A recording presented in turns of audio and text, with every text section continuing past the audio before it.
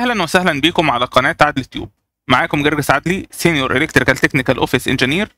والنهارده ان شاء الله هنتكلم مع بعض عن الفوليوم كنترولر فاميلي. والفوليوم كنترولر زي ما ظاهر قدامك في الصوره كده بيكون عباره عن مؤشر. من خلال المؤشر ده بتقدر تتحكم في شده الصوت داخل المكان، سواء تعلي منه الصوت او توطي منه الصوت. وده شكل الفاميلي اللي احنا هنرسمها مع بعض النهارده للفوليوم كنترولر.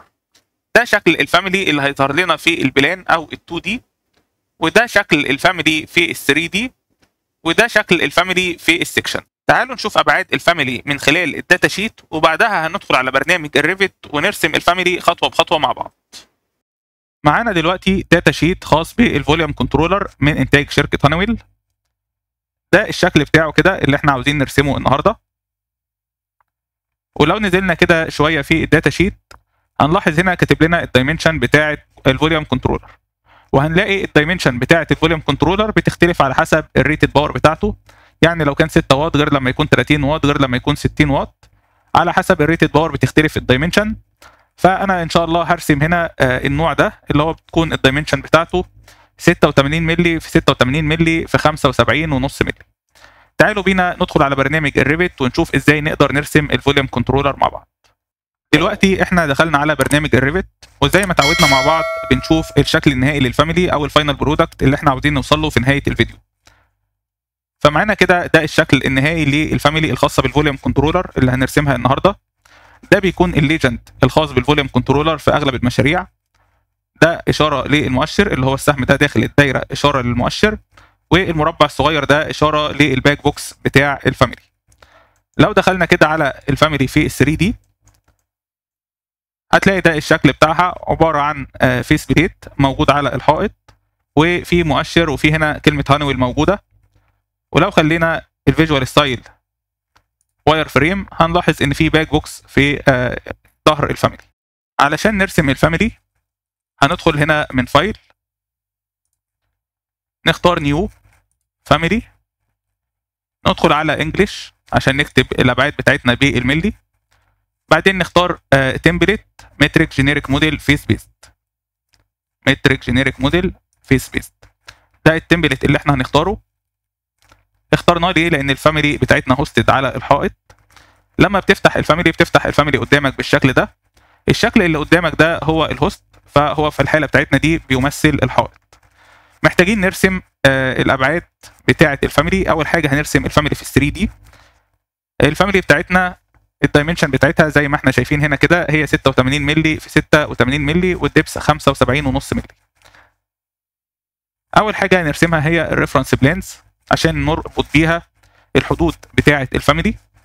فتعالوا كده نعمل اول ريفرنس بلان، الاختصار بتاعه RB، وبعدين هنا هنكتب 86 على الاثنين هتديك 43، ونيجي نعمل هنا خط يمين وخط شمال، وبعدين هنيجي برضو هنا من الخط الافقي نعمل خط يمين وخط شمال. بعد كده هنيجي هنا على الباك عشان نرسم الدبس بتاع الفاميلي. الدبس بتاعنا 75.5، برضو هنعمل ريفرنس بلان، نكتب هنا الاوفست 75.5، ونيجي نرسم الريفرنس بلان هنا. كده احنا حددنا الحدود بتاعه الفاميلي. عاوزين نرسم الشكل نفسه، هنعمل كرييت اكستروجن، ونيجي هنا من نقط التقاطع بتاعه الخطوط بتاعه الريفرنس بلانز، هنختار بس في الاول الشكل المستطيل ده.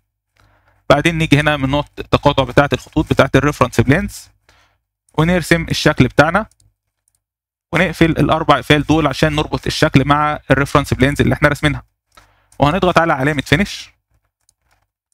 بعد كده هنيجي هنا في الباك عشان نظبط الارتفاع بتاعنا. اللي احنا رسمناه ده ايه؟ اللي احنا رسمناه ده انا هعتبره هو الفيس بليت، مش هعتبره هو الباك بوكس. ليه مش هعتبره الباك بوكس؟ لان هو الدايمنشن اللي مديها لي هي الدايمنشن بتاعه الفيس بليت، فطبيعي الفيس بليت بتاع الفاميلي بيبقى اكبر شويه من الباك بوكس بتاعها، فانا هعتبر ده الفيس بليت. طب الفيس بليت هخلي البروز بتاعه عن الحائط كام؟ هو في الحقيقه مش مديني قيمه واضحه، فبالتالي انا هعتبر البروز بتاعه هيبقى 10 مللي اللي هو 1 سم. بعمل كده ريفرنس بلان وهرسمه كده 10 مللي، وهاجي كده اربط الوش بتاع الفيس بليت مع الريفرنس بلين ده، وهربط البوتوم بتاعه مع الوش اللي هو يعتبر وش الهوست او وش الحائط. كده اللي انا رسمته ايه؟ انا كده رسمت اول حاجه اللي هي الفيس بليت. لو عاوز تشوفها كده في ال 3 دي، ده الشكل بتاعها. محتاج ارسم ايه دلوقتي؟ محتاج ارسم الباك بوكس اللي في ظهر الفيس بليت. هعمل ريفرنس بلينز ثانيه ار بي، وهاخد اوفست 50 مللي من كل اتجاه، يعني اللي هو نص سنتي، عفوا 5 مللي، 5 مللي اللي هو نص سنتي. وهاجي كده هنا من كل ريفرنس بلين وهاخد اوفست. انا كده رسمت الحدود بتاعه الفيس بليت. عاوز ارسم، عفوا انا كده رسمت الحدود بتاعه الباك بوكس. عاوز ارسم بقى الباك بوكس نفسه. هعمل برضو نفس الخطوه، كرييت اكستروجن، واختار هنا المستطيل ده، وهاجي من نقطه التقاطع بتاعه الريفرنس بلينز وهرسم الباك بوكس. بعد ما رسمتها على طول هقفل الاربع اقفال دول، وهضغط على علامه صح اللي هي فينيش، وهنروح على الباك عشان نظبط اللوكيشن بتاعها. هنجيب كده البوتوم بتاعه مع الريفرنس بلين الاخير ده، ونعمل علامه القفل. الريفرنس بلين ده اللي هو كان بيمثل الدبس اللي هو على بعد 75.5 مللي من وش الحائط. طب والوش بتاع الباك بوكس هيبقى اكيد ماشي مع وش الحائط، فهنجيبه هنا لحد هنا ونعمل علامه القفل دي. كده احنا رسمنا الباك بوكس. لو حابين نشوف الشكل في ال 3 دي، هنيجي هنا كده ونخلي الفيجوال ستايل واير فريم. كده احنا رسمنا الباك بوكس اهو، ورسمنا الفيس بليت. هنحتاج نرسم او نعمل البارامترز بتاعتنا. نيجي هنا كده ونروح راسمين الدايمنشن بالشكل ده،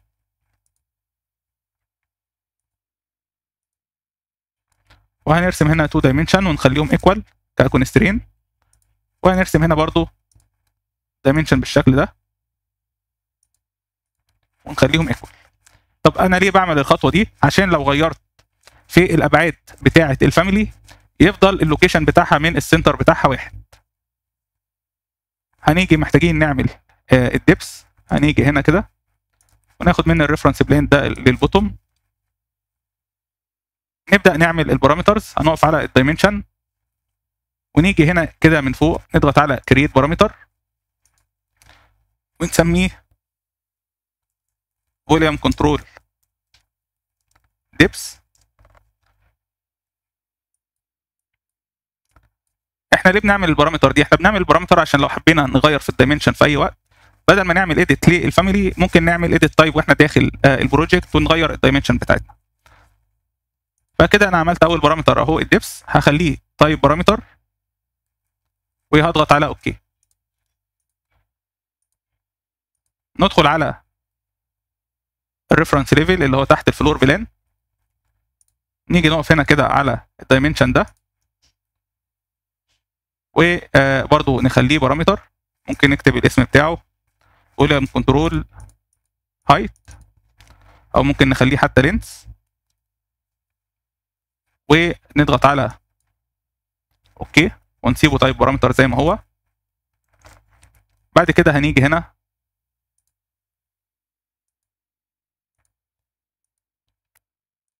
نعمل برضو فوليوم كنترول ويدث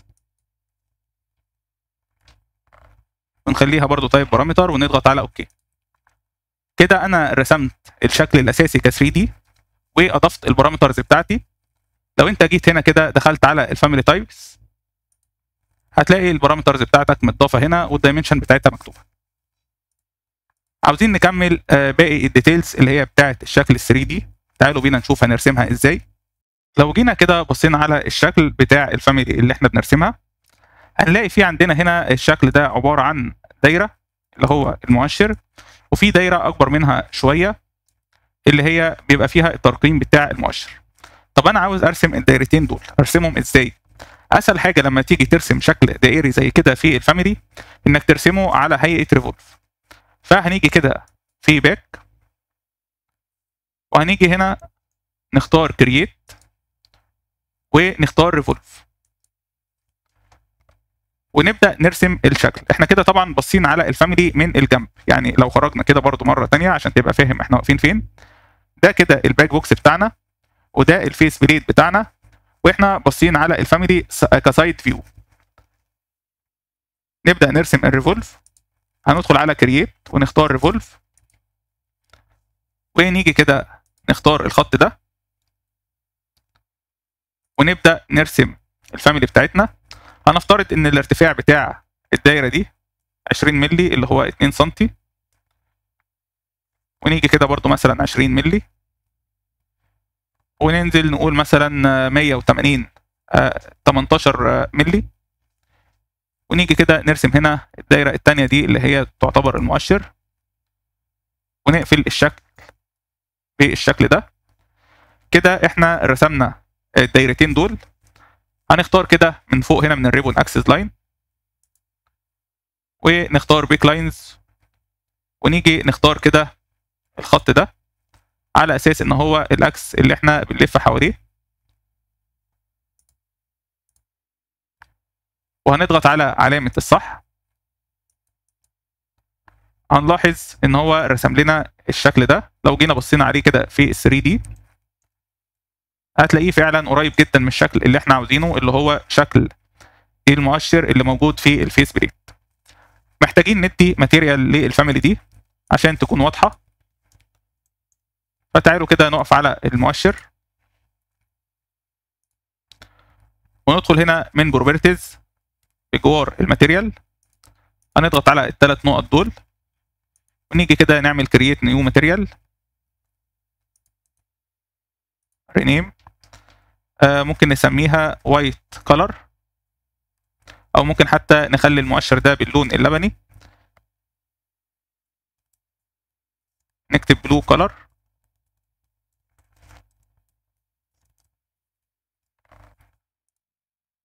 ونيجي هنا كده نقف على البلو كولر، ونختار اللون اللبني ده، وممكن تخفف اللون شويه بالشكل ده، ونضغط على اوكي ثم اوكي. ده كده الشكل بتاعه. نختار الفيس بليت، عاوزين نخليه باللون الابيض. هنيجي كده نعمل كرييت نيو ماتيريال، رينيم، ونسميه وايت كولر، ونيجي كده نقف على الوايت كولر، ونخلي هنا اللون هو اللون الابيض، ونضغط على اوكي ثم اوكي. ده كده شكل الفاميلي بتاعتك. اخر تفصيله هنعملها في الشكل ال 3 دي هي اننا هنكتب كلمه هانيويل. هنيجي هنا كده كرييت ثم موديل تكست، وهنكتب هانيويل، وهنضغط على اوكي. هنلاقي الكلمه اتكتبت لكن بخط كبير قوي. هنقف على الكلمه ونعمل edit type، ونيجي عند التكست سايز بدل ما هو 152 هنخليه 5، ونضغط على ابلاي ثم اوكي. هنلاقي كده السايز بتاع الكلمه هو اتغير. لو بصيت كده على الشكل بتاع الكلمه في ال 3 دي هتلاقي الارتفاع بتاعها كبير جدا. فتعالى كده نعمل edit للدبس بتاعها. هنخلي الدبس بتاعها يبقى 2، هنلاقيها اختفت. تعالى كده نعمل بيك، ونختار البقرة دي كهوست ليها. هنلاقيها كده جت على البقرة بتاعتنا. برضو انا شايف الشكل لازال كبير شوية، ممكن نخلي الدبس بتاعنا 1. هنكتب هنا 1. كده بقى الارتفاع بتاع كلمة هانيويل معقول. وده كده الشكل بتاع الفاميلي في ال 3 دي. كده احنا انتهينا من رسم الشكل ال 3 دي للفاميلي.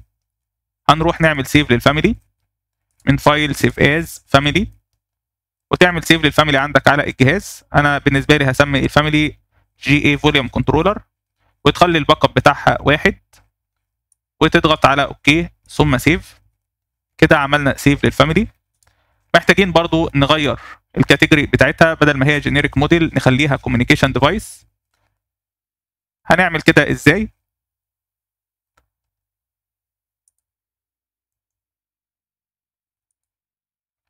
من قائمه كرييت هنضغط على فاميلي كاتيجوري، وهنختار بدل جينيريك موديل هنختار كوميونيكيشن ديفايس.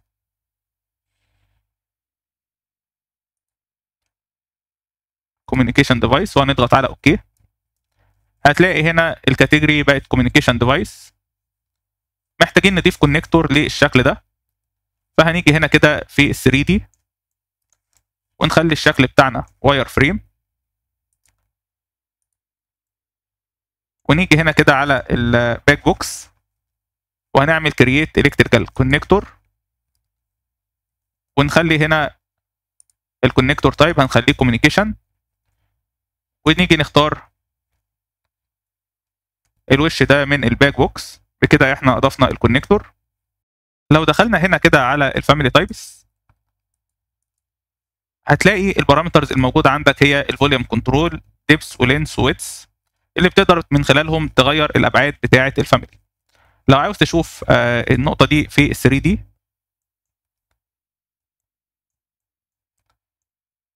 لو جيت كده من خلال الفاميلي تايبس وخليت اللينس 96 بدل ما كان 86، هتضغط على ابلاي هتلاحظ ابعاد الشكل هي اتغيرت. لو خليت برضو الويتس 96 هتلاحظ ابعاد الشكل اتغيرت. هنرجعها مره تانية ل 86. انا بس حبيت اوريك يعني فايده البارامترز اللي احنا ضفناها. هحتاج دلوقتي اضيف بارامترز برضو للفوليوم كنترولر، بحيث لو احتجت اضيف اي داتا او اعمل له تاج في المشروع هقدر اضيف الداتا دي من خلال الشيرد بارامترز اللي انا هضيفها. فهضيف الشيرد بارامترز بتاعتي ازاي؟ هاجي هنا من نيو بارامتر، اضغط على شيرد بارامتر واضغط على سيلكت واختار الاسيت تايب واضغط على اوكي واخليه انستنس بارامتر وهضغط على اوكي مره ثانيه. طبعا الشيرد بارامترز دي احنا كنا ضفناها مع بعض وعملنا الخطوات بتاعتها في اول فيديو في السلسله بتاعتنا في البابليك ادرس فاميليز، فممكن ترجع للفيديو الاول ده بحيث تشوف الخطوات. وكان في برضو فيديو خاص بالبارامترز كنت عملته قبل كده، هسيب لك اللينك الخاص بيه في الديسكريبشن الخاص بالفيديو.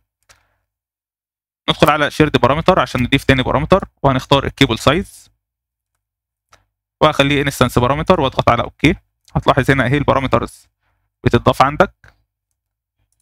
هضيف الاثنين بارامترز اللي فاضلين اللي هم الكوندويت سايز واخليه انستنس، وهاجي هنا كده اختار الديفايس تاج واخليه انستنس وهضغط على اوكي.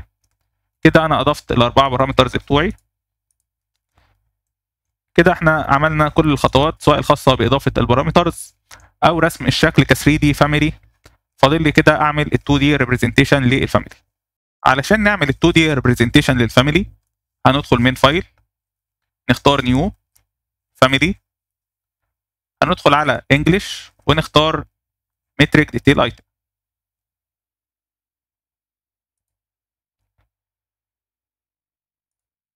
بعد ما اخترنا متريك ديتيل ايتم هنضغط على اوكي. هيفتح لنا الفاميلي بالشكل ده. طب ايه الشكل اللي كان موجود عندنا اللي احنا عاوزين نوصل له؟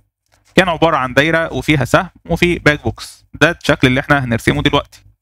نرجع مره ثانيه للفاميلي بتاعتنا اللي هي الفاميلي الجديده وهنضغط على لاين ونرسم شكل الدايره ونخلي نص القطر بتاع الدايره 150. بعدين هنيجي كده نعمل كرييت لاين، نرسم شكل سهم كده بالشكل ده. فاضل لنا السهم. نيجي نعمل كده كرييت ونختار فيلد ريجون ونختار الخط كده.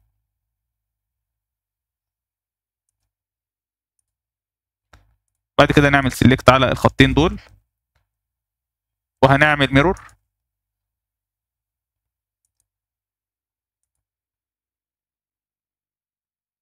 ونضغط على علامة الصح. هو بس ظهر عندي هنا الهاتش باللون ده او بالشكل ده، فالشكل ده مش مناسب. هنيجي نعمل كده ايديت تايب ونختار كده الفور جراوند في الباترن، بدل ما هو كونكريت هنختار ان هو سوليد، وهنخلي الكلر بتاعه نخليه لونه اخضر ونضغط على اوكي ثم اوكي مره ثانيه. هيبقى ظاهر لنا كده بالشكل ده. طب انا لو عاوز اخلي برضو الخط ده اخضر والدايره دي باللون الاخضر، اخلي او اعمل ازاي الخطوه دي؟ هنيجي كده هنا من خلال الفيزابيليتي جرافيكس، هنضغط على في ثم نختار اوبجكت ستايل ونعمل نيو، وهنعمل سب كاتيجوري جديده ممكن مثلا نسميها جرين لاينز، ونضغط على اوكي، ونخلي اللون بتاعها باللون الاخضر، ونضغط على اوكي مره ثانيه، ونيجي كده نقف على الخط ده، ومن البروبرتيز هنخلي السب كاتيجوري بتاعته نخليها جرين لاينز، وبعدين نختار الدايره دي ونيجي برضو هنا من السب كاتيجوري نخليها جرين لاينز. كده احنا رسمنا الشكل بتاعنا. هنسحب كده الدايره دي نجيبها لفوق، وممكن نقصر السهم ده شويه. تعالوا كده نبص على الفاميلي، يعني ممكن يبقى السهم بس محتاج يقصر حاجه بسيطه، نقصر السهم ده شويه كده. محتاجين نرسم دلوقتي الباك بوكس من كرييت لاين، ونيجي كده نرسم الخطوط بتاعتنا.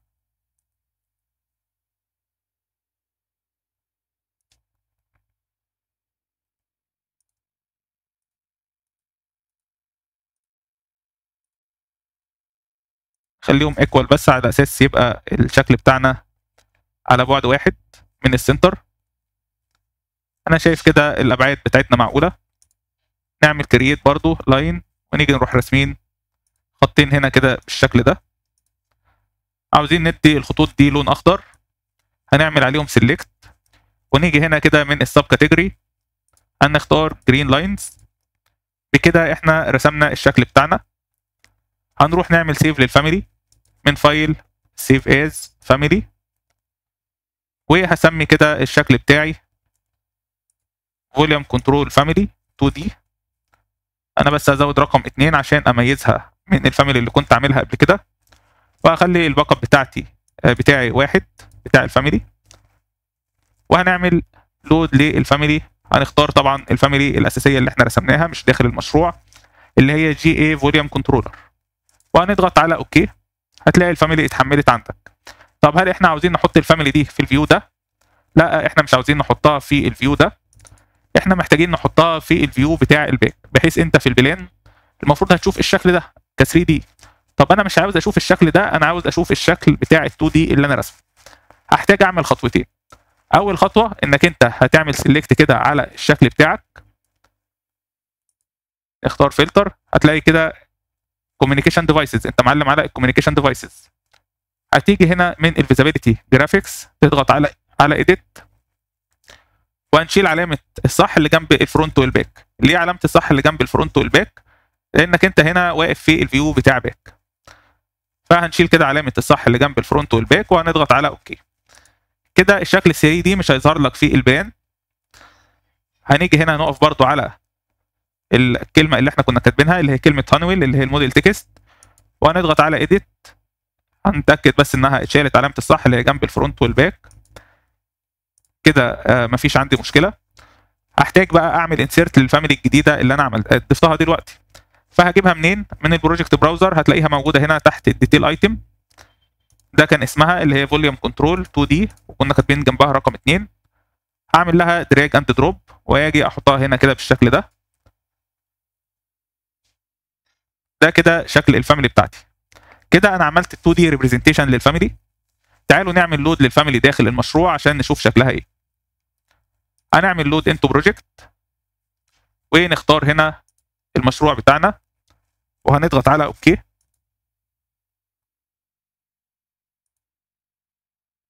دي كده الفاميلي الجديده اهي بتاعتنا. تعال نشوف شكلها في ال2 دي. هسحبها كده شويه. ده كده شكل الفاميلي الجديده اللي احنا لسه راسمينها دلوقتي. زي ما احنا شايفين كده في الفاميلي الجديده اللي احنا رسمناها دلوقتي، لو انت وقفت عليها هتلاقي البارامترز بتاعتك موجوده هنا. لو حابب تدخل فيها اي داتا زي الكيبل سايز والكوندويت سايز، لو عاوز تغير في الابعاد بتاعتك هتعمل ايديت تايب، وهتلاقي البارامترز بتاعتك موجوده اهي. ده الشكل اللي هيظهر لك في البلان ك 2 دي. ولو دخلت على ال 3 دي، هو الشكل بس مش ظاهر هنا، محتاجين نكبر السكوب بوكس شويه. لو دخلت على ال 3 دي ده الشكل بتاعك اهو في ال 3 دي، وكلمه هانويل اهي مكتوبه. ولو خليت الفيجوال ستايل خليتها واير فريم هتشوف الباك بوكس اللي في النهايه. نرجع مره ثانيه شيدد.